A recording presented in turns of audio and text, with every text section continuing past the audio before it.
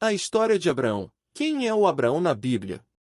A história de Abraão é uma das histórias mais importantes da Bíblia. Compreender quem foi Abraão é crucial para compreender as origens do povo hebreu. No entanto, a história de Abraão também é diretamente relevante para a Igreja cristã, não apenas para os judeus. Neste estudo bíblico aprenderemos mais sobre quem foi Abraão e aprenderemos o quão importante é sua história para a compreensão de toda a narrativa bíblica. Quem é Abraão? Abraão era filho de Terá e sua família veio da cidade caldeia de Ur, na Mesopotâmia. Após a morte do irmão de Abraão, a família deixou Ur e rumou para a terra de Canaã. Eles vieram para Harã e moraram lá. Gênesis 11:31. Ur e Harã eram cidades pagãs e centros de adoração ao deus Lua. É difícil dizer exatamente quando Abraão nasceu, mas a maioria dos estudiosos identifica o início do segundo milênio antes de Cristo como a data aproximada de seu nascimento. Isto é consistente com a possível cronologia do uso de figuras bíblicas, e os achados arqueológicos também demonstram semelhanças impressionantes com os relatos bíblicos. Em Gênesis 12, a Bíblia nos mostra Deus chamando Abraão para deixar o paganismo.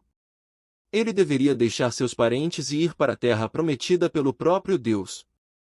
Aos 75 anos, ele levou Sarai, sua esposa, Ló, seu sobrinho, todos os seus servos e os bens que havia adquirido para a terra de Canaã. Depois que Abraão chegou à Palestina, ele morou perto de Betel, Hebrom e Berseba. Mas quando a fome atingiu a terra, Abraão desceu ao Egito. Temendo pela sua própria vida, ele não tomou Sarai como sua esposa, o que lhe causou alguns problemas no Egito. Abraão deixou o Egito e rumou para o sul, perto de Betel. Tanto Abraão quanto Ló eram muito ricos. Então houve até briga entre seus servos porque a terra ali não sustentava a convivência dos dois. Ló e Abraão então se separaram. Ló preferiu viver nas planícies verdes da Jordânia, onde ficavam as cidades de Sodoma e Gomorra. Abraão chegou à planície nas montanhas, ao sul chamada Mamre, Hebrom. A história de Abraão é marcada pelas promessas de Deus. Abraão foi originalmente chamado de Abrão, que significa pai honrado ou grande pai. No capítulo 17 de Gênesis, o nome de Abrão naquela época foi alterado para Abraão, enfatizando o significado de exaltação, que significa pai de muitos ou pai de muitos. Quando Abraão tinha 99 anos, seu nome foi mudado por Deus. Não foi apenas o nome de Abraão que foi mudado naquela ocasião, mas o nome de sua esposa também. De Sarai, ela passou a se chamar Sara, porque também seria mãe de uma grande nação. Tais mudanças nos nomes têm a ver com a promessa feita por Deus a Abrão, começando ainda em Gênesis 12. Depois, já no capítulo 15 de Gênesis, Deus promete a Abraão que ele ainda seria pai, e que seu servo Eliezer não seria o herdeiro de sua casa. Sua descendência seria incontável como as estrelas dos céus. Mesmo após o nascimento de Ismael, Deus reafirma sua promessa a Abraão de que ele seria pai de muitas nações e que de Sara, na ocasião com 90 anos, ainda seria mãe. Deus então fez um pacto com Abraão, selado pelo sinal da circuncisão e, por fim, com o nascimento de Isaque, o filho da promessa. Abraão paga o dízimo a Melquisedeque. Ló, sua família e seus bens, foram tomados após uma guerra na região em que ele morava. Uma pessoa que escapou conseguiu avisar Abrão do que havia acontecido. Então Abrão, juntamente com 318 criados, recuperou Ló e sua família das mãos dos mesopotâmios.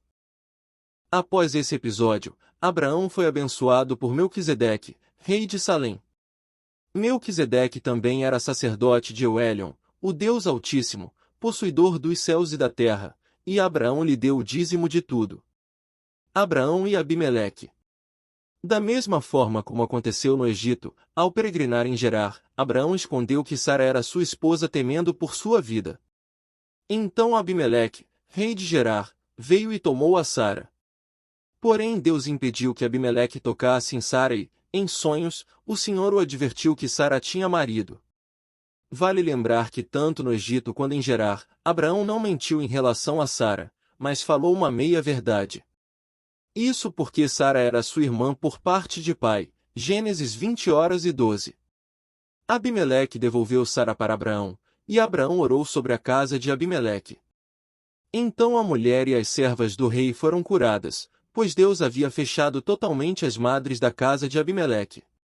Mais tarde Abraão e Abimeleque também fizeram uma aliança, e o lugar ficou conhecido como Berseba, Poço do Juramento, pois Abraão havia cavado um poço e os servos de Abimeleque haviam tomado à força. Gênesis 21:25. Abraão e Ismael.